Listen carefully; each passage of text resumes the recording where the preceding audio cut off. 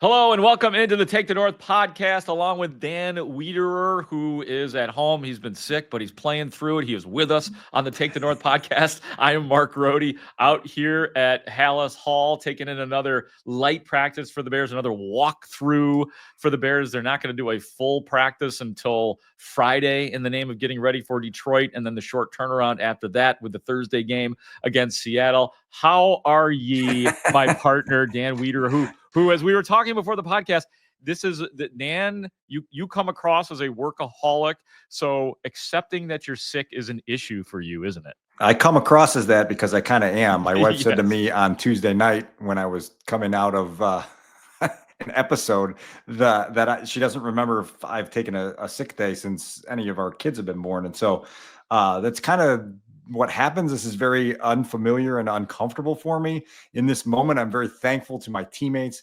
That's Colleen Kane and Brad Biggs at the Chicago Tribune. That's you on the Take the North podcast for doing the heavy Week 16 lifting.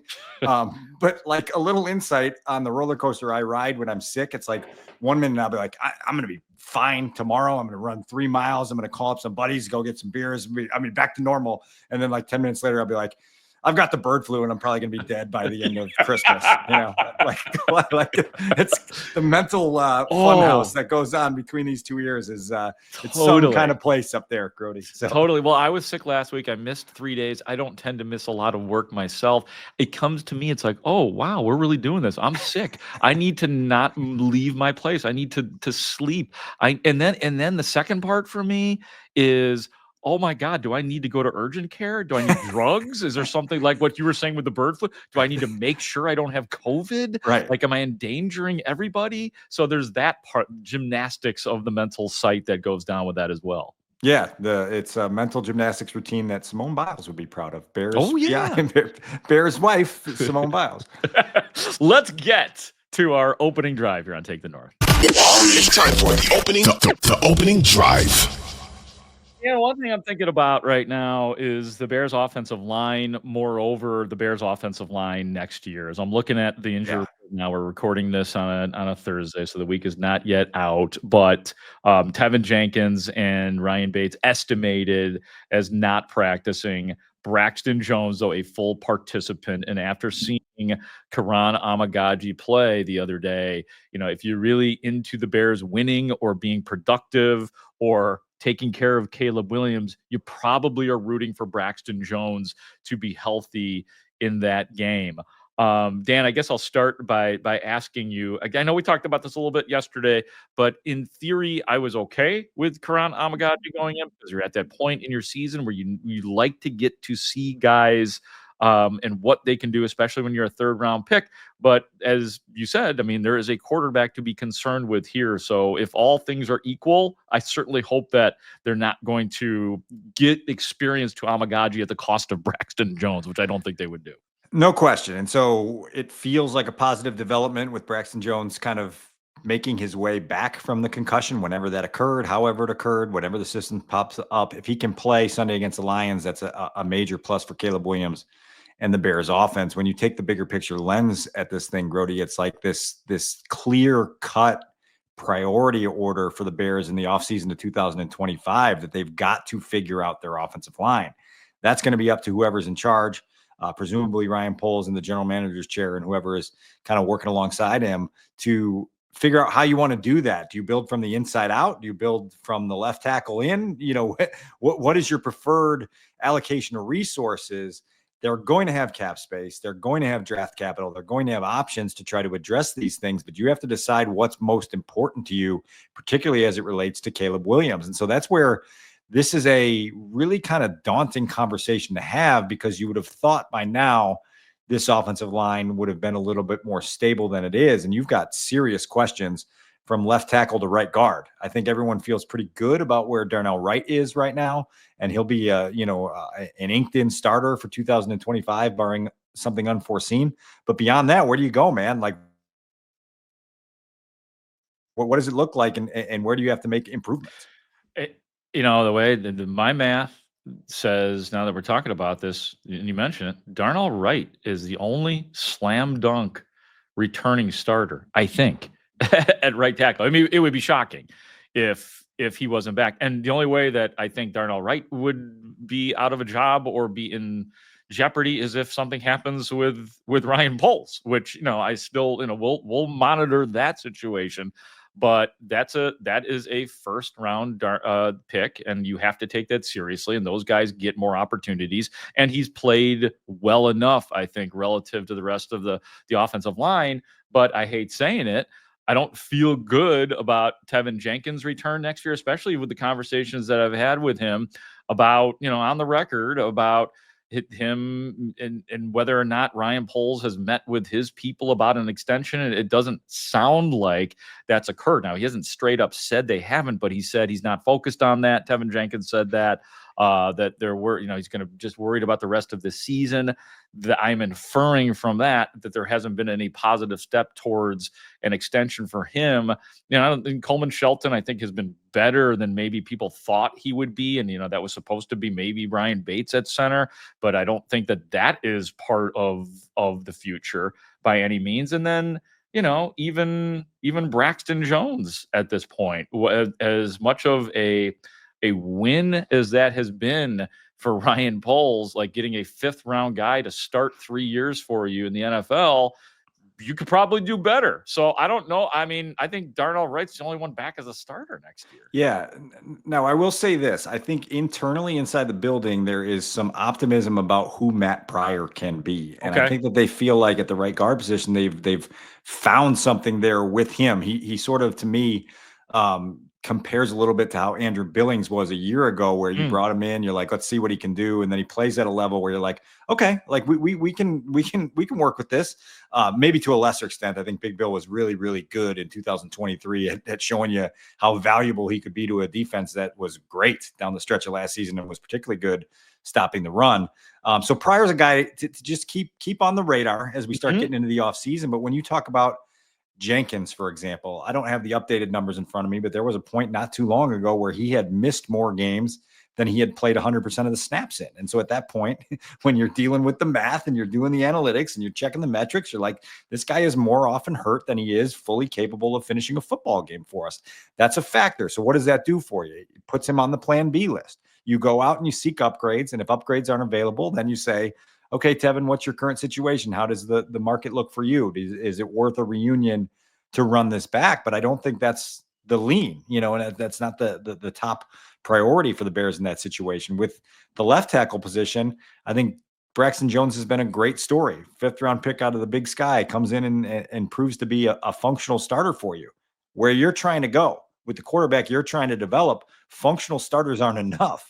You're looking to develop a high-level offense, and that requires high-level football players. And we know that Braxton Jones can be good at times. We know that he can be susceptible to a bull rush. We know that he has his moments where it's not really, really great to watch. And so you, again, need to be seeking upgrades, and you need to be understanding why you're seeking those upgrades, and it's to develop this quarterback and to bring out the best in Caleb Williams sooner rather than later. Well, let's do one more thing on the offensive line, because I'm really looking forward to Dan's 3 things to watch here for the Bears in Detroit this Sunday at Soldier Field. So we'll get to that here in a minute. But I do want to play one piece of sound as the Bears offensive coordinator, Chris Beatty, was asked about, essentially, just to generalize it, everything that went into Kiran Amegadjie getting the start over Larry Borom and where things sort of are and were this past week with those two guys. Left tackle, is Kiran better? Is he ahead of Larry Borom today as a player, or is that a case where you're hoping Kiran grows into something? That's probably a good question. At the end of the day, the only way is to get out there and see, who can make those plays and who can make the blocks. I think it's one of those things. It's hard for a young guy first start in that environment. With that noise, to be able to get off on the snap, those things were some issues clearly.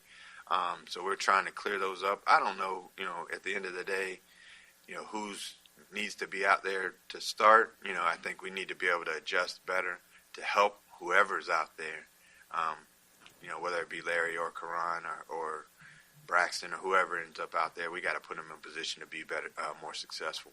As a follow-up to that, do you think that was a good experience for Amegadjie, despite having struggled to put him in that spot? Will it have done him good down the road, so to speak? All experiences are good experiences if you learn from them, and if you don't, then they're all bad. So I think at the end of the day, I think hopefully he's learned some things from it. The speed of the game, there's no simulating what it is on a Monday night or a Sunday afternoon. So those things are adjustments for him the first time really getting out there, and you're the guy. So I do think those things are beneficial because you have to get out there and experience it yourself. And again, we take full responsibility as coaches to put those guys in positions to be successful, and we've got to do a better job, and I've got to do a better job in my role in doing that. And that's, at the end of the day, it ultimately falls on us putting those guys in positions to have a chance to be successful. And let me answer one more question that I know people have had, Dan, and we were told today by Chris Morgan, the Bears offensive line coach. He did say that he, Ryan Poles, and Thomas Brown were in lockstep on the decision to start Amegadjie.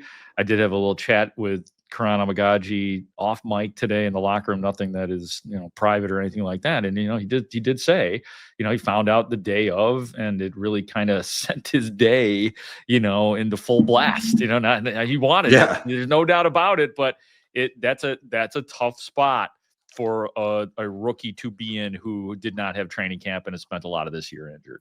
Well, the other thing that's notable to me listening to that sound is that Chris Beatty is pretty much irrelevant in this conversation going forward. All the coaches on this Bears coaching staff are pretty much irrelevant going forward in this conversation. In 4, 5, 6 weeks from now, you're going to have someone new taking a very sober and unattached lens to this roster and this depth chart and this film and saying, I can work with that guy. I can't work with that guy. I can work with that guy. I can't work with that guy. So there are going to be people that we don't even know who are characters in this story yet coming in and putting their fingerprints all over what 2025 is going to look like for the Bears. The one name you mentioned there, Ryan Poles, he's going to have some say in that, presumably, and how all this comes together. But man, we've been through it so often here that you are understanding of what comes with coaching changes. Your understanding of what comes with new eyes. Your understanding of what comes with whatever given system may be put in that may vary from what a player was acquired for currently. We've seen it so many times. The Bears made the switch from a 4-3 defense to a 3-4 defense with Vic Fangio's arrival back in 2015. And all of a sudden it was like, well, wait a minute. Jared Allen's on the roster. He doesn't fit in this. You know what I mean? And so he's traded by the middle of that season. There's going to be a lot of that kind of roster movement that you and I haven't wrapped our brains around yet because we haven't had time to come up to the surface from whatever this scuba mission is on that we're on right now. No, it really kind of but freezes or puts on notice even our conversation we just had about the offensive line. There might be that whoever's next might be like, I love Tevin Jenkins. I know he gets hurt a lot, but I can make this guy play. Maybe somebody loves Braxton Jones or whomever. Maybe somebody loves Coleman Shelton. That is a great point to keep in mind, that as impressive as all of these assistants have been that we have had a chance to meet and get to know more about, they're not going to, none of them are going to. Chris Morgan, I just mentioned it, God bless him, it's not going to be here. Right. And so that's the cold, harsh reality of the NFL. And so again, the holding pattern continues, and man, it does kind of make your stomach turn. Pardon the analogy with me getting over a sickness here, just realizing how much flux is ahead, in the next 6 months before they even run a mini camp practice. Right. And so you're just going to have to buckle in and see where this whole thing goes, because as I was telling someone earlier this afternoon, it's the coaching hire isn't the end either. That coach then has to hire an offensive coordinator. That offensive coordinator has got to agree who he wants to be the offensive line coach. And you've got to fill out these staffs of 20 people that change everything. They change the vision of your football team. And so it's going to be fascinating to see which direction they take it at a time where I think you would agree the stakes of this have never been higher, just given what's at stake with Caleb Williams, what's at stake with the timeline. One of the reasons that everyone wedded themselves to in the flip from Justin Fields to Caleb Williams is you're restarting your quarterback clock, and you've got an opportunity to win on a quarterback's rookie deal. Well, guess what? You squandered one of those years in terms of making meaningful progress toward that goal. And now, you got to feel the sands in the hourglass kind of fallen to the bottom a little bit. I was thinking about that, and I don't want to go too deep on this, but I was rethinking Shane Waldron, and it just sort of hit me. It just sort of hit me. The offensive coordinator that they put with the number 1 overall pick in the draft, the generational quarterback, the quarterback that is going to change the Bears forever, didn't make it through an entire season with the Bears. It's wild when you let that sink in, and we don't have a lot of time to let stuff sink in, but it has sunk in for me. They fired that guy in his first year with Caleb. And then they fired the guy who hired him 3 weeks later on the morning after Thanksgiving. And they went into March with full-throated confidence that both those guys were the exact right fits to bring out the best in their quarterback. And that's why when you do scale out and you detach everything else and you look at it and you go, man, there are some serious conversations that need to happen between those walls before you start charting a new course. I'd imagine those are ongoing, and they need to be ongoing as the Bears progress. Well, we're going to have a ton of shows here on Take the North to discuss that further, because as if it's not the topic now, it's going to be the full-time topic in 3 weeks when the season mercifully does end. The Bears do play Detroit on Sunday. That said, let's get to Dan Wiederer's 3 things to watch. 3 things to watch. Yeah, you sound strong, Dan. See, you're getting stronger as the show goes on, man. Good. It's a good little juice up there. The first thing to watch, a few weeks ago when we were headed to Detroit for Thanksgiving, we talked at length about Sonic and Knuckles. You remember that beautiful? Oh, yeah. You brought that to us. With the mustache. There was all sorts of conversation about that. Well, as it turns out, Knuckles tore the MCL in his knee. And Knuckles isn't going to play Sunday against the Bears. And Knuckles might be out for the rest of the season, which leaves Sonic in position to get a lot of work Sunday against the Bears. Yes. If you're not following along, Knuckles is David Montgomery, Sonic is Jahmyr Gibbs, and Jahmyr Gibbs steps back into a leading role for the Lions offense, and that could be a problem for the Bears defense. The Bears defense allowed 83 yards, I think, on 7 carries to Jahmyr Gibbs in the first half of the game on Thanksgiving, and then Jahmyr Gibbs fumbled on a pass reception down near the goal line, and Ben Johnson and company decided he didn't need to touch the ball after halftime, only had 2 more carries the rest of the way. He's a dangerous back. The Bears are a vulnerable run defense. This is something to watch on Sunday. And just so you know, the last time that the Lions played a football game without David Montgomery was in Week 8 of 2023. Jahmyr Gibbs had 189 yards from scrimmage and a touchdown. Oof. Buckle in. It's going to be on a different surface here. You're going to be on the cold, crispy grass of Soldier Field here in December. But he's got the potential to rip you wide open if you're not careful with him in this matchup on Sunday. Dan, it's the single most discouraging thing to me about the Bears defense this year. If I had to single out one thing, it's the explosive runs against the Bears defense. It's running backs' ability, whether 3rd string, 4th string guys that we've seen this year bursting through on the Bears. It's so discouraging. Yes, it is good that David Montgomery is not playing for the sake of the Bears, but I'll add this texture too that Eric Washington basically said, kind of something similar to what you're saying, that, yeah, of course, David's out, but Jahmyr Gibbs has like 1,600 yards from scrimmage this year, that he's the better of the two. Let's be honest. He is a straight up badass, and he will have to be reckoned with for sure. Super dangerous for sure. Yeah, no, like if you had to choose, God bless David Montgomery, but I'd rather that David Montgomery was the fully healthy running back out of those two. Dan, what is number 2 that we should be watching? The game within the game, Grote, is the What You Got Left Bowl, and that's the Bears offense versus the Lions defense, and it is a Lions defense that is depleted right now.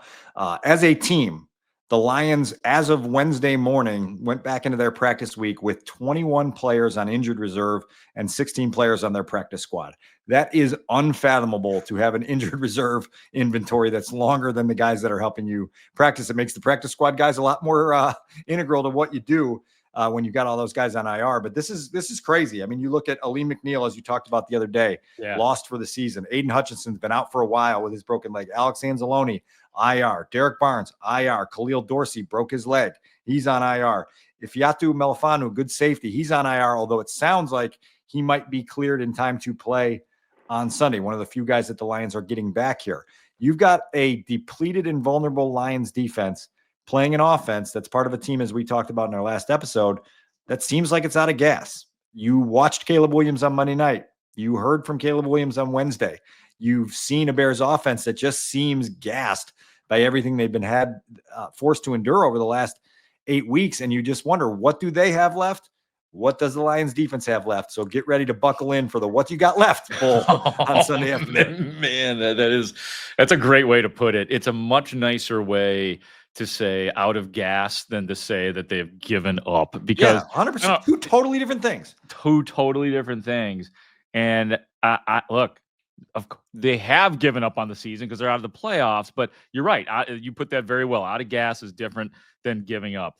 Dan, for the second time this season, we will get to see a prospective potential Bears head coach on the opposite sideline. Give us your third thing and tell me it's about Ben Johnson. It is Ben Johnson, and it is only Ben Johnson. And look, like, I think this is going to be fascinating to see how these conversations evolve in the coming weeks. You've got a guy who is widely regarded as around the NFL as one of the top offensive minds that's going to be in this hiring cycle. You've got an organization that could badly use a top offensive mind to marry up with a young quarterback. You've got an opportunity to engage in those conversations and figure out if this works. Grote, I think for me, we're going to hear from Ben Johnson in a minute because he had some things to say in Detroit this week. There is this kind of conversation that this is an either-or thing. You either hire the offensive-minded guru who can unite with your quarterback, or you hire somebody who's a real leader, and can be a full team overseer and do things in a manner that you say that guy's the leader of the football team. Why does it have to be either or? Maybe you can find a guy who's both. I know they're rare to find. The Rams have one. Sean McVay is that guy, right? Like, you can find guys who do both. And I think the vetting process with Ben Johnson has to involve, can he be both? Because I think it's clear right now that offensively, his track record is much more proven than Matt Nagy's was when he came in here in 2018. You've got a guy whose team right now is averaging more than 400 yards per game and is averaging a league best 32.8 points per game. That's their average, Grote. You've lived these last 5, 6, 7, 8 seasons of Bears football. They are averaging almost 33 points a game. When the Bears get to 33 points in a game, we throw parades next week. That's their average. I think they've touched 50 twice this year.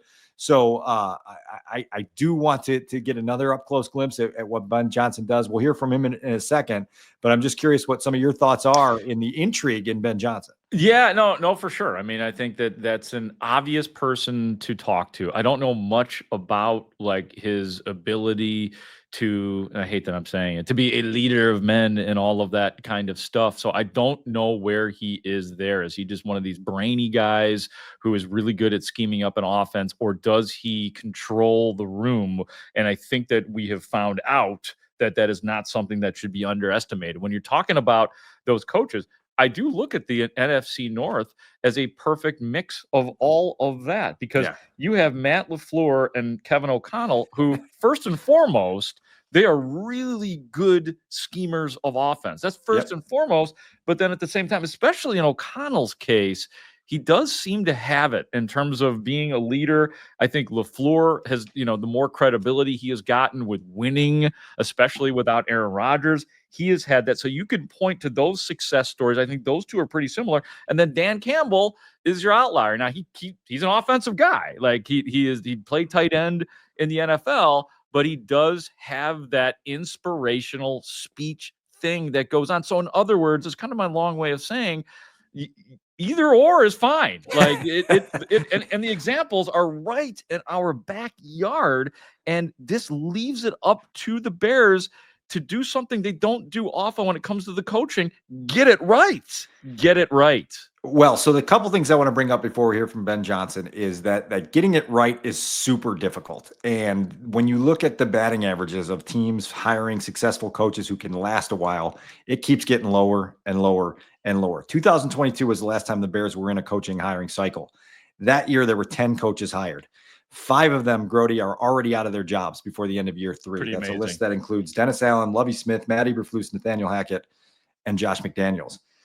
2 more, Brian Dable and Doug Peterson, could be launched on Black Monday in a couple weeks. And you could be down to 3 coaches from a 10-coach hiring cycle in 2022 who don't see or who will see a 4th season with the organization that hired him. One of those is Kevin O'Connell. The other are Mike McDaniel and Todd Bowles. So when you talk about Kevin O'Connell, you've got a guy that clearly has enough chutzpah and command, right, to oversee the full football team, but then does things really, really well with his quarterback to the point where he's got Sam Darnold putting up career numbers, right? And the Vikings eyeing the 1 seed in the NFC if they can catch a couple breaks here down the stretch and play, by the way, the Lions in week 18.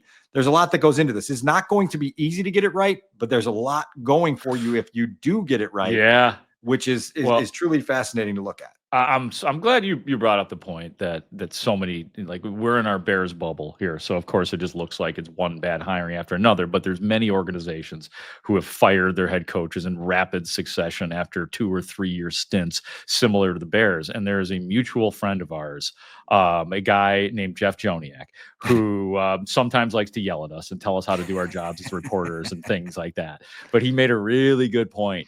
He said, and I think he used offensive coordinators as the example. He said that the offensive coordinators, and we can put this as head coaches too, I think, it's the hardest position in sports to find good ones. No doubt. Look, I know we've been crushing ourselves and this city and this organization for not finding people to unlock the offense, but there ain't a whole lot of those guys out there. And JJ might be right that it's the hardest thing in sports to find in the NFL as a offensive coordinator. And I would say that head coach too, based on the stuff that you're saying. And based on our prior conversation, it's all the position coaches that come along with the staff as well. That's a huge deal that happens after the hiring cycle sort of dies down and you're like, oh, they got this guy as their quarterback's coach. Oh, this guy's a running back's coach.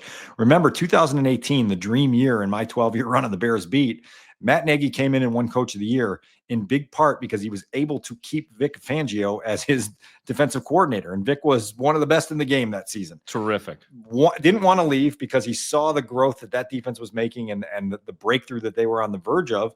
And so Vic stuck around and he led that defense to phenomenal statistical production, to phenomenal success in the division, to phenomenal success overall. And you're like, okay, so there is more to it than just simply hiring a coach. You got to find somebody that's going to bring in good people with them or keep good people in that case. So it's going to be really interesting as they go through the interview process for them to feel that out with every candidate they talk to. Okay, we like you, but who else you got with you? You know, like who's got your back and who do you think you're able to bring here with you? Going to be fascinating to watch. Ben Johnson took several questions on, I think it was Thursday, up in Detroit about 1, Caleb Williams, and then 2, his bid to become a head coach, which most presume is going to happen here within a matter of weeks. Here's some of what Ben Johnson had to say this week. We'll react on the backside. It's been difficult to sit down and just study every throw, but plenty of crossover tape over the course of the year. And there's no question this guy's talented. I remember standing on the sideline last game and just you can hear the ball whistle by you. He's got quite a fastball and has some creativity to him, can extend plays, and is accurate down the field as well. So, like I said, I haven't really dove in and can tell you much more beyond that, but he's been impressive from afar. What have you learned the last 2 years about your name coming up in coaching searches that has informed the way you kind of try to compartmentalize it this year? Yeah, I'd say I'm much more prepared than I was the last 2 years. The local media has been very gracious on me this year by not bringing it up all year long. Yeah, there you go. And so, last couple of years, you're getting thrown into the coordinator role, things get on you fast, and you don't really have time to think about the future a whole lot. Now that I've been through the ringer a couple times, had some interviews, I certainly do feel more prepared just from a big picture standpoint. But right now, I mean, we got 3 games left in the regular season, going into the postseason. And honestly, this is why I'm here. This is why I wanted to be here. I have an obligation to the people in the building to be right where my feet are.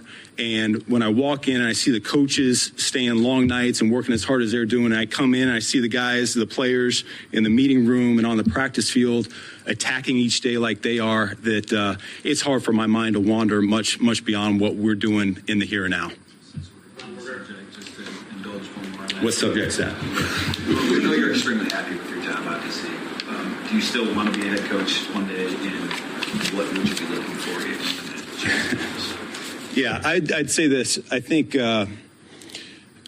there's a burning desire in every man to find what he's made out of, push the limits and see if he's got what it takes. And so, yeah, there's a fire there. Now, when that time is, I don't know when that'll be, but there's certainly a fire there. Ooh, I like that last part, don't you? I was scribbling it down as he talked, Grote. There's a burning desire in every man to find out what he's made of. Oh, man, that's going to play well at the introductory press conference somewhere, isn't it? Yeah. Hey, buddy, you want to show what you're made of? Come to this franchise. Turn this around, pal. I absolutely think that Ben Johnson would be interested in the Bears job. I'd be shocked if he wasn't. I'll be shocked if they don't interview him, and I'll be shocked if it isn't his first choice, man. I mean, really, you've got Caleb, and some people think that this roster is not that far away from fixing, and it's in the division too. He's got a certain level of comfort here. So I don't know how you feel, Dan, but I definitely think he's going to get a serious look. Hi, Ben. Mark Potash of the Chicago Sun-Times. With all due respect, I know you want to figure out what you're made of, but this organization has made a lot of people into puddles, quite frankly. And I'm just wondering what makes you think that you're the guy to change that. If you guys just want to fast forward to the January or the February 8th introductory press conference, there's a little hilarious. By the way, Mark Potash very upset that you are well enough to do the podcast because he thinks that he is ready to step in as the third co-host, or at least the top fill-in, which I'm willing to entertain. I'm willing to have him in the bullpen for certain. Anytime. And maybe we can get his top 5 questions for Ben Johnson next week, and we'll figure out where we're going to take that. Hi, Potsy. Good to see you, even though I haven't seen you in a few days. Love you, Potsy. Are we ready for our predictions? We got predictions coming. Bring on the studs. Bring in the studs. We got through all your things to watch, right? We did. Remember how brief Studs' prediction was last week? Let's see if he's got more than 11 words this week. Yeah. You going to put something into it this week, buddy, or what? Oh, what more was there to say last week? Did I miss anything? No, in the prediction. By the way, I was only 2 points off on my prediction, so I think that I pretty much nailed it. Okay, you did. I think you mentioned that on the podcast. I do believe, didn't you? Yeah, so now you've gotten your second time now that you mentioned that you were right. Yeah, I wasn't totally right. I was almost right. And start us off, Studs. I think that man, I hope this isn't so much what I think is gonna. It's kind of what I think, and it's kind of what I hope. I hope for a shootout. And I know the defense has been on its heels. That's fine. I've seen plenty of good defense in my time watching the Bears. Let's get a damn shootout. And I want to say the Bears lose 33-26. And hopefully we get a fun shootout. And it's the Lions going down the field to win the game and make me suffer at the end. But just go out there and put some damn points on the board, and I'll be satisfied. And I hate that we're here again. But, yeah, I know. I'll take that as a personal victory if we get a good game from Caleb and against this. I mean, look, you guys talked about this earlier. This defense is beat up, and they're basically starting a practice squad. You have to move the ball against these guys. You have to. Yep. You can't, go out there and put. This is going to sound crazy. How about score 2 touchdowns in the first half? 2 touchdowns in the first half. That is crazy. I'll take a field goal on the first drive. Yeah. So that's what I got. I'm going to say Lions 30, Bears 26. The losing streak continues, but I think hopefully it'll feel better than the last couple weeks. Dan? Little footnote on Studs' request. He wants 2 touchdowns in the first half. They haven't scored a point in the first half of the last 3 games. They've been outscored 53-0. The other nugget that is blowing my mind is the Bears have not led a football game since November 17th. We've gone more than a month since they've held a lead in a football game. I mean, chew on that and then understand the misery that we've been enduring. I think Studs is going to get some fireworks on Sunday afternoon. I think they're all coming from the Lions. I think it's 31 for Detroit. I think it's 17 for the Bears. I think that these two teams have much different stakes for this football game. The Lions are still trying to win a first-round bye for the NFC playoffs, and the Bears are just trying to stay afloat before the season ends. 31-17 Detroit. 34-28 Detroit will beat the Bears. I don't even think it's going to be that close. I think it's going to be one of those games where Detroit is going to be in complete control, but the Bears will have a late touchdown with some of those vulnerabilities will be real on the Detroit defense. But they're just, even with the 16 guys on IR, pound for pound, look, this has been a well-oiled machine this year. And even with injuries, a team like this can absolutely overcome it. So yeah, I think we are 3 for 3. Unfortunately, we're going to be talking about a 9-game losing streak. Ooh. May there not be something bizarre, the Doug Kramer check-in, Hail Mary botch, again, Dan, I think you coined the phrase. How about just a normal loss? Like that's the standard now. Give us normal losses. Yeah. And I mean, think about the idea that not only might this losing streak reach 11, but it's not unforeseen that they don't hold a lead again for the rest of the year. Like that is very much in play, given the way the last 2 games have gone and really the last 4 games have gone. And boy, how did we get here again? I think Studs just said it a couple minutes ago. I can't believe we're here again, but here we are. Yep, we are. It's devastating. Let's get to our 2-minute drill. The 2-minute drill. The 2-minute drill. I will add this note from my day in the locker room today out here at Hallis Hall.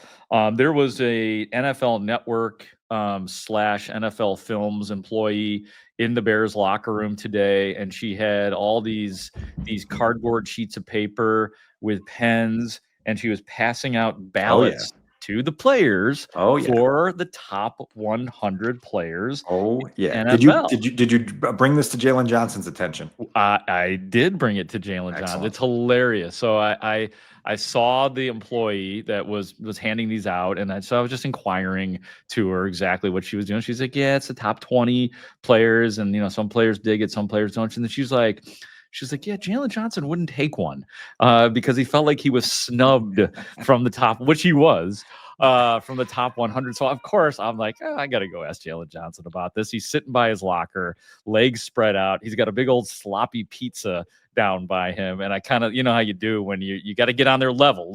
Like, literally. So I bend down. I'm like, "Hey, man," I was like, "What's going on with this top? Who's your top 20 guys?" And he's like, "Man," he's like, "I'm not filling that out after the snub last year." But the really funny part is that he said something to the effect of that it's kind of a fraud, that maybe it's not only players that have influence on this. And I said, "Really? What? Tell me more." And he's like, "You got to do your own research." So I don't know, Dan, you've got some serious resources, man. Do you have anything to add to that with DJ's conspiracy or DJ?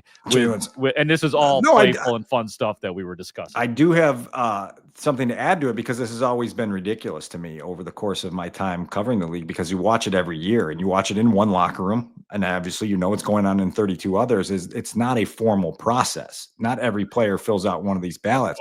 There's been years in there where these people are in there and the locker room is emptier than when we're trying to get players to talk for interviews, and you've got a practice squad guy who can only come up with 5 names, and they're going, "Well, why don't you add James Jones to the list? Why don't you add Devontae Adams? He's good. Deshaun Watson." And then all of a sudden you're like, okay, the NFL will then roll this top 100 list out for, 10 episodes or whatever it is. They go 10 at a time at some point, and they frame it as this grand thing. And you're like, well, wait a second. Like, I was there in the one locker room out of 32 where they were just struggling to get guys to fill out the list. So it's never meant anything to me.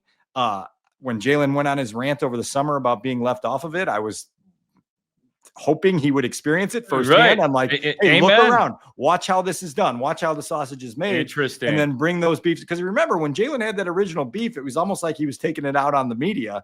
Like, why wasn't I in the top 100? And you're like, bro, this is a player-oriented thing that the NFL drives, And so but maybe he thinks there's some influence. Means, take them up on that. Yeah, I am pro Jalen Johnson for sure. It was funny. The employee even said, like, it's hard getting these guys to all take the ballots even. And I get it.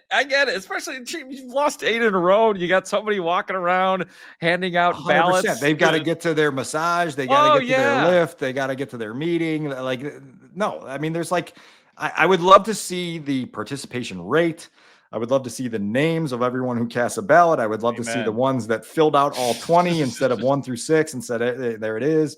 And you get some of these results at the end of the year and you go, how did that happen? Then you go, I know exactly how it happened. The guy was in a rush, and he wrote down Aaron Rodgers this year, even though Aaron Rodgers didn't play well, because Aaron Rodgers has been good for the last 15 years. That's a great point. I never even thought of it from the perspective are there certain guys who can't name 20 players in the NFL? And that's probably a factor in all of this. Dan, you got anything else you want to, or if you want to add more to that, because we got to get out of here pretty soon. Yeah, I've got 90 seconds for your reaction to this, because you spent years of your life embedded with the Cubs. I was a diehard Cubs fan in the late 90s into the 2000s. The news today out of Chicago that the Cubs are inviting Sammy Sosa back to the Cubs convention in 2025, that Sammy Sosa has given a note of contrition. I don't know what you'd call it. I've been dumbfounded for years at why this has been a big deal for either side, particularly on the fan side, where I don't know why people have been so passionate about this topic. But as someone who's lived in that orbit, I was wondering if you could shine some light on your thoughts on what happened today and why there is such emotion surrounding it. I will say this. I think it's good. It was time. If the Cubs were trying to punish Sammy Sosa, which obviously they were, that he has now done his penance. He has done whatever he needed to do for his sins of the past. But I would say that there has been hypocrisy along the way for the Cubs, that if this has to do with steroids and Sammy Sosa not being straight up about the use of steroids, they have welcomed other people into the organization like Manny Ramirez, who is on the list too, who was I'd see him in the Cubs clubhouse all the time. Interesting guy, but I think that there was some hypocrisy with it. I think the other part is, Dan, here's the big part for me, is what I realized is, and maybe the Cubs finally realized this as well, and that is that there is a certain segment of Cubs fandom who were very young when Sammy Sosa was talking to our colleague Chris Emma, who was 7, 8, 9, 10 years old when Sammy Sosa was a big deal. We all know how vulnerable that age is. And when somebody hits home runs, that's a heroic guy. So guys who are between 30 and 40 now have a loud voice about how much they loved Sammy Sosa. Quite frankly, didn't care about all the other crap. They just knew that this was a guy hitting the ball over the wall. And yeah, there might have been some ways that he did it, but the Cubs sure didn't keep anybody out of the stands while Sammy Sosa was packing Wrigley Field. Sure. Yeah. A lot of this is 20 plus years ago, and I guess it probably stems from emotions that people still carry forward from that. I just like reopening the doors to him. What does it do? I mean, he comes to Cubs convention, talks for a couple minutes, maybe shows up at a couple events at Wrigley, and then everybody goes on with their lives, which is fine for all parties involved. I've just been stunned at the level for years. You see it mushroom up at various times of the year, and just been stunned at how passionate people get about the conversation, one way or the other. Because frankly, I'm like, he was awesome to watch when he was at his peak. Then you learned that he was a bit of a phony, and then you were like, oh well, I'm an adult, I'm going to move on. Look, well, no, that's true. That's a great way to put it. But what has to be remembered is a ton of guys were using steroids, and Sammy Sosa, if he did, used them better than anybody else, because he in a storied franchise, nobody has more home runs in this organization. So, and there's been many guys that used the dope that sucked, that had bad careers. How many of them corked the bat also? Well, there's that too. And I was there. Speaking of Jeff Joniak. Do it less. Back when I was working for Jeff Joniak, a lot of people don't realize that we both worked together at WBBA. I'll never forget Jeff Joniak that night. I was not working. We didn't have anybody staffed at the Cubs game. And he's like, calls me up. He's like, Grote, need you to get over to Wrigley Field ASAP. There's a cork bat incident going down. So it was quite a night. And if I had more time, I would add even more. Then as we get out of that, maybe we can revisit this, but we've got a long off season, remember. Then you'll appreciate this. If you rushed over there, I used to have this little thing that I would do if I would get caught cheating at a drinking game or a card game or something, and I would just go right into Sammy and say, that was for BP batting practice. That was not my game bat. That was for BP batting practice. I love that. That's very good, by the way. I love that he thought people would fall for that. Oh, so that's what it was. Okay. Just for BP batting practice? Oh, you grabbed the wrong bat. Oh, son of a bitch. Okay, got it. All good. I'm glad we got here tonight. That was I'm glad you did too. Finish. Sammy was on my mind. I talked about him on the score earlier. I'm glad that you indulge us. Maybe we'll do a Cubs episode sometime down the road. Opening day. Yeah. Okay. Yeah, I'm down. Thanks to everybody for listening. For Dan Wiederer of the Chicago Tribune and The Score, for Adam Studzinski, our executive producer, I am Mark Grote. Thanks for watching and listening to the Take the North podcast. We'll talk to you soon. Great talk to you out there.